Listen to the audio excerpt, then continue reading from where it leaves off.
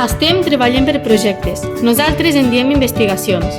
I per tant, som investigadors i investigadores.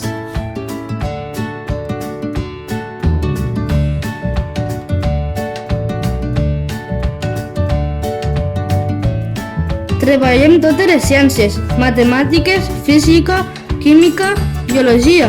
Ara estem treballant la circumferència i hem construït un curvímetre.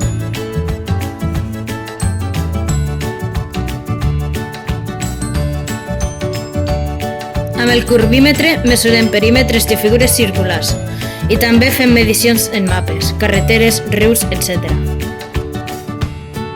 Ens ho passem superbé i aprenem molt, i no fem exàmens.